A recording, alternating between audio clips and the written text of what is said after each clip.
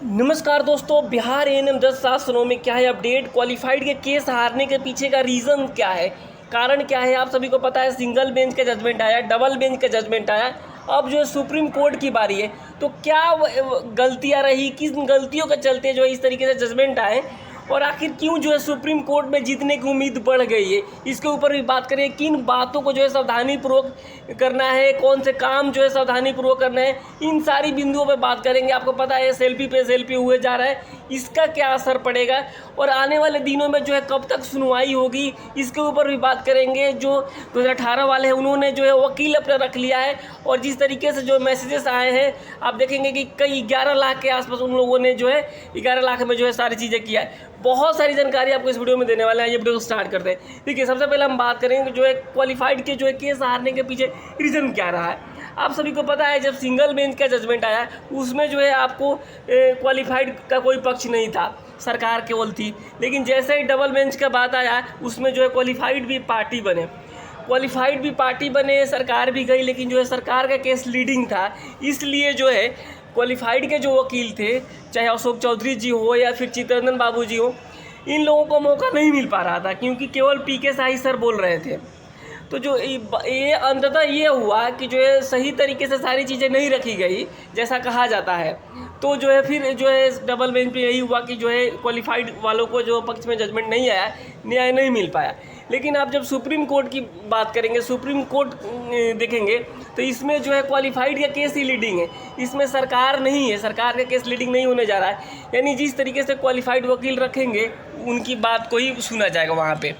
तो इस बात को आपको समझना होगा, लेकिन ये सारी चीज़ें थोड़ा जल्दी करना होगा। मान लीजिए जब डेट आ जाएगा कि हाँ 13 को सुनवाई है, 15 को सुनवाई है, तब जाकर आप वकील रखेंगे तो समय कम बचता है वकील के पास भी स्टडी करने का।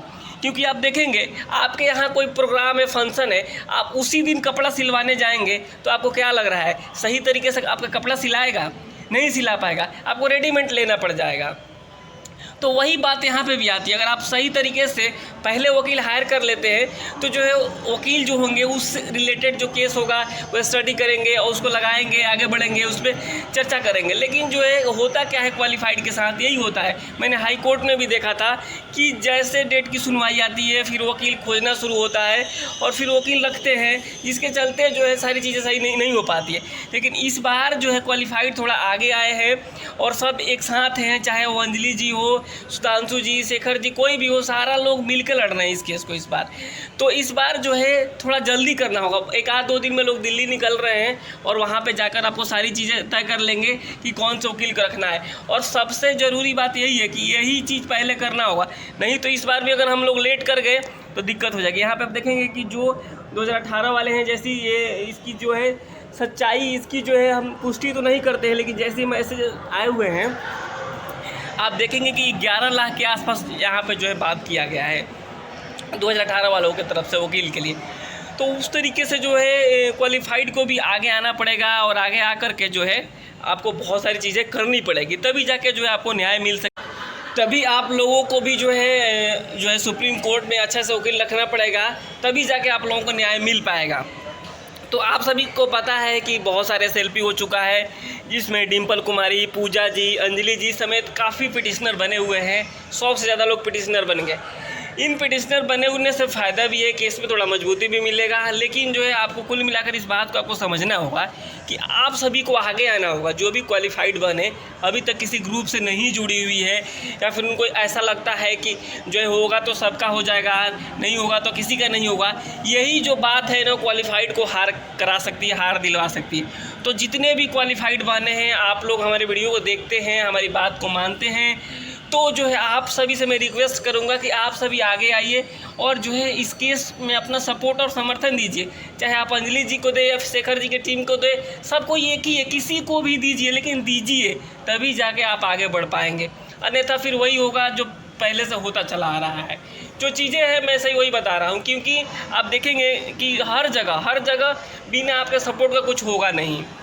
तो इसलिए आप सभी आगे आइए और 13-14 तारीख के आसपास लोग सुप्रीम कोर्ट आएंगे और वकील तय करेंगे। उसके पहले आप अपना सपोर्ट और समर्थन दे दीजिए, ताकि जो है सही तरीके से सब चीज़ हो सके। नहीं तो फिर वही होगा, जिस तरीके से लोगों का कम लोग का सपोर्ट रहेगा तो उस हिसाब से ही वकील रखा जाएगा और उस हिसाब से ही बहस कराई जाएगी। लेकिन अगर आप सभी आते हैं एक साथ तो जो है बहुत ही अच्छे तरीके से यहाँ पे आपको न्याय मिल सकता है सुप्रीम कोर्ट से, क्योंकि आप सभी को पता है कि सुप्रीम कोर्ट जो है बहुत सारे पुराने फैसले को पलट भी देता है और ऐसा होते आया है। तो समय के हिसाब से जो है फैसले बदले भी जाते हैं। जस्टिस DY चंद्रचूड़ वो जज हैं जिन्होंने अपने ही पिता के फैसले को पलट दिया था।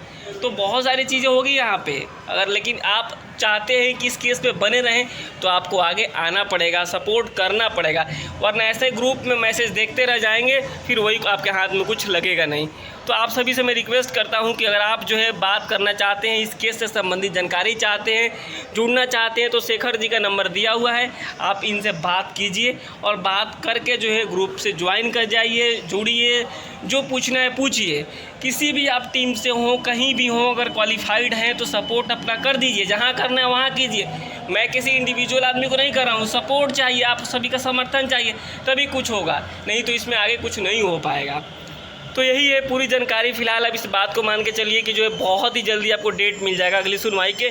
उसके पहले हम लोग चाहते हैं कि जो है एक अच्छा सा वकील हायर हो सके और जिस तरीके से आप लोगों का सपोर्ट होगा ना वैसे ही वकील रहेगा। कुल मिलाकर इस बात को आप समझिए कि सुप्रीम कोर्ट से जीत मिलेगी या नहीं ये तो भविष्य बताएगा, लेकिन आपकी तैयारी कैसी है इस पर डिपेंड करेगा। अगर आप अच्छे से तैयारी करते हैं तो जाहिर सी बात है उसका रिजल्ट अच्छा होगा। अगर आप सही तरीके से तैयारी नहीं कर पाएंगे तो अच्छे रिजल्ट की उम्मीद नहीं की जा सकती है। तो बहुत ही सारी चीज़ें होनी है अभी सुप्रीम कोर्ट में और हम लोग सुप्रीम कोर्ट से आपको लाइव भी दिखाएंगे सारी चीज़ें। तो आप इस चैनल को सब्सक्राइब जरूर कर लीजिएगा। क्वालिफाइड जो हाई कोर्ट से जो चीज़ें गलती हुई है वो हम लोगों ने सीख लिया है और वो सुप्रीम कोर्ट में वैसा नहीं होने देना है। इस बात को आप सभी समझिए और न्याय मिलेगा, ज़रूर मिलेगा। आप सभी एग्ज़ाम पास आउट कैंडिडेट है तो आप सभी की भी तैयारी उस हिसाब से ही होनी चाहिए। फ़िलहाल इस वीडियो में इतना ही, आगे कोई और जानकारी आता है तो आपको तुरंत बताया जाएगा। फ़िलहाल इस वीडियो को जो है आप शेयर कीजिए, लाइक कीजिए, सब्सक्राइब कीजिए। मिलते हैं आपसे अगली वीडियो में, तब तक के लिए नमस्कार, धन्यवाद।